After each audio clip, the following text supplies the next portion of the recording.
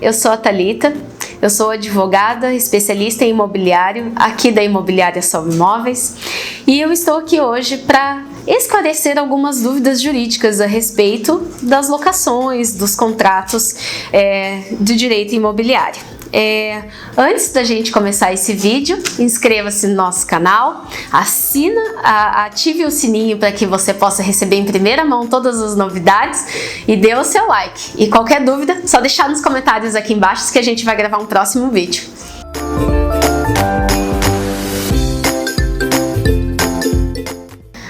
O inquilino, ele não é considerado condômino, isso porque o condômino, ele é o proprietário, né? Então existe essa diferenciação a respeito de estar residindo no imóvel e ser o proprietário do imóvel.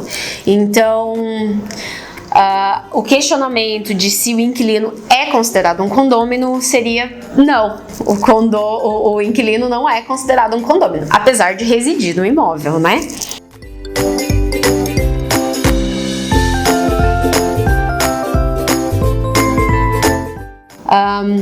Falando a respeito um pouco da responsabilidade do inquilino, o que é que o inquilino tem que pagar, né? A letra da lei, a lei do inquilinato, que é a lei que rege os contratos de locação, ela tem dois artigos muito específicos a respeito das responsabilidades de cada um. No artigo 22, a gente fala a respeito das obrigatoriedades do locador e no artigo 23, a respeito das peculiaridades do inquilino. E nessa lei, ela diz que o inquilino ele é obrigado a pagar pontualmente o aluguel e os encargos que contratualmente estiverem exigíveis, ou seja, o que você estiver no seu contrato de locação, água, luz, condomínio, IPTU, né? Uma questão sempre levantada a respeito do IPTU, inclusive, é a respeito da legitimidade do inquilino pagar o IPTU, porque em tese ele é do locador, porém, quando contratualmente dito, ele passa a ser a responsabilidade do inquilino.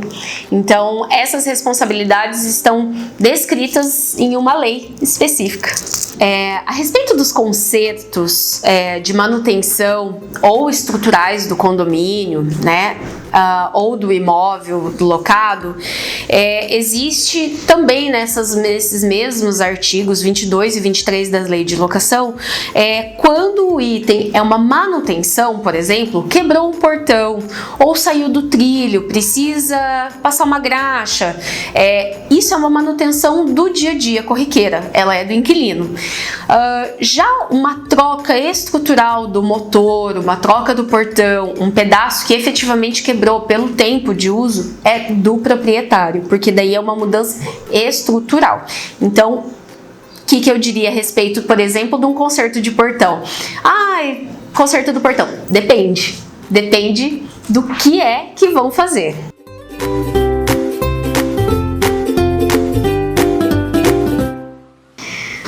Vamos lá, inquilinos querem ser síndicos ou querem participar de assembleias, inquilinos podem ser síndicos? Inquilinos podem ser síndicos se a convenção de condomínio permitir. Assim como o inquilino também pode representar o proprietário, né, nas assembleias. Então, mediante uma procuração, ele representa o proprietário. Muitas são as questões a respeito de se colocar o inquilino como o síndico. Por quê? Porque muitas convenções de condomínio permitem a contratação de terceiros e até de empresas, né? É muito comum que nós tenhamos empresas administrando alguns condomínios. Então, se a convenção permitir, não vejo por que não um terceiro estar administrando. E aí o inquilino entraria como um terceiro. Os inquilinos, eles são moradores residentes do condomínio, né, autorizados a sua entrada, a sua saída, e os inquilinos podem sim participar de assembleia e inclusive votar, se tiverem uma procuração para este fim. Então, o proprietário vai passar uma procuração, né, para que o inquilino o represente nas assembleias. Ele é um representante. Ele, sem essa procuração, em tese, vamos lá, né? Se o condomínio permite ou não permite esse tipo de situação, em tese ele não poderia.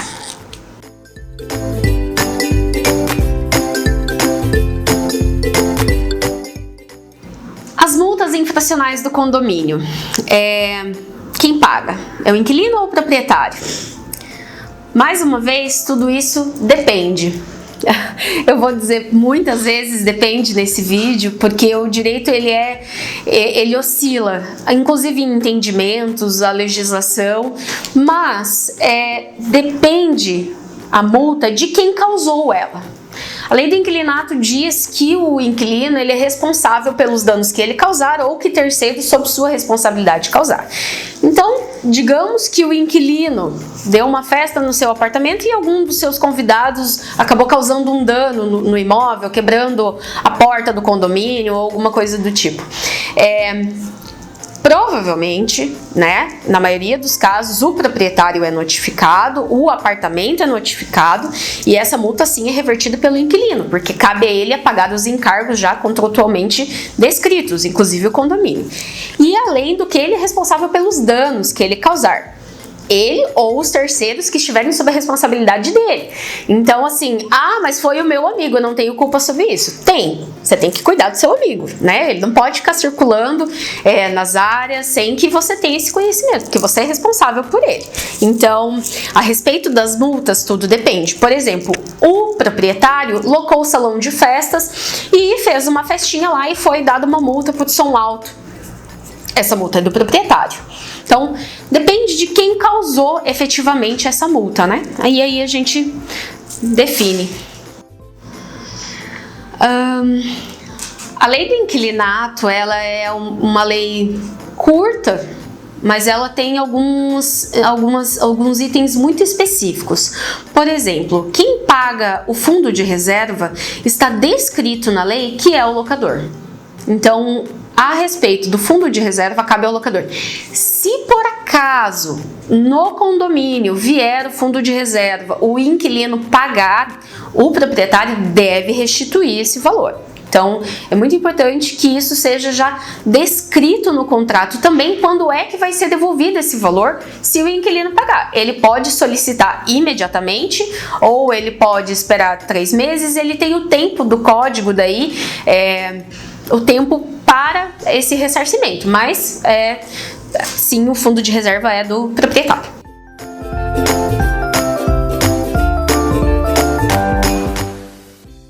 O boleto vem no nome do inquilino ou em nome do proprietário?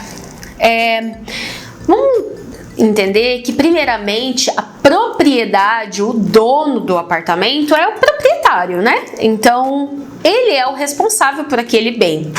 Ele dispõe do aluguel, ele pode alugar, mas ele é o efetivo responsável.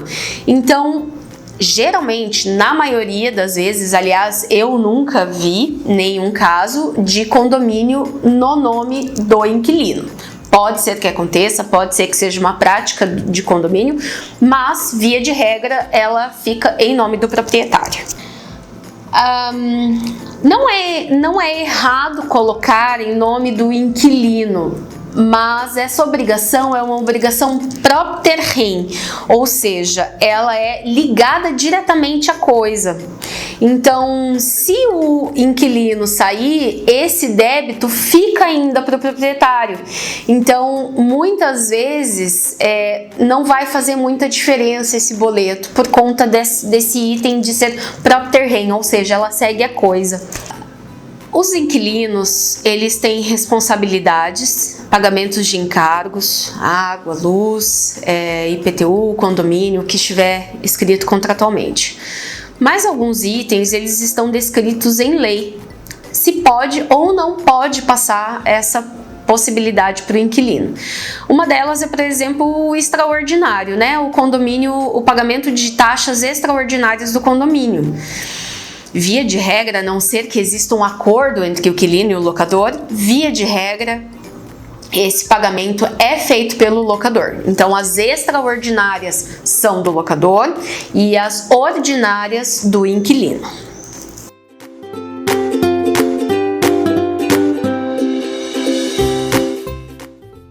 Ação judicial.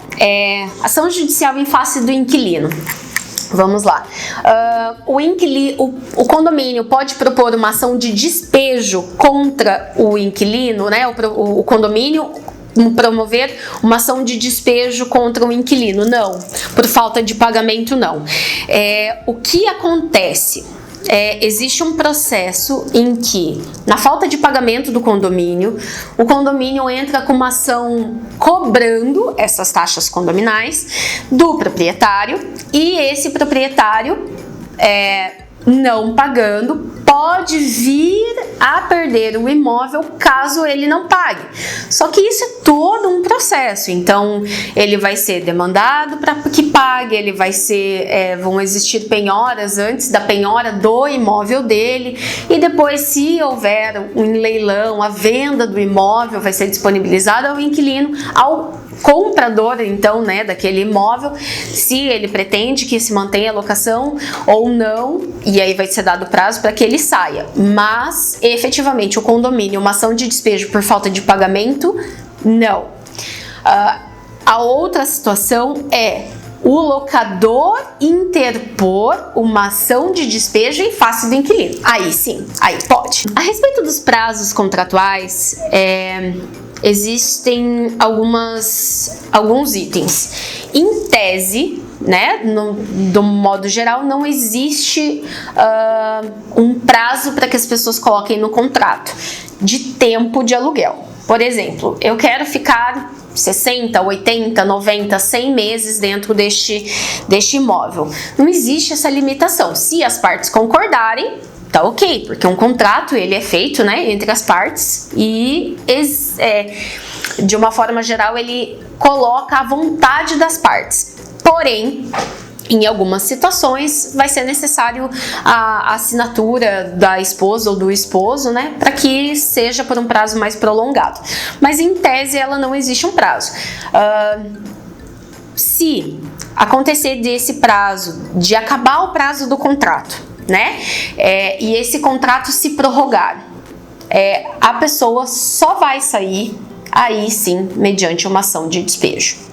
Então acontece daí outras situações da lei mesmo, para que se interponha uma ação de despejo, né?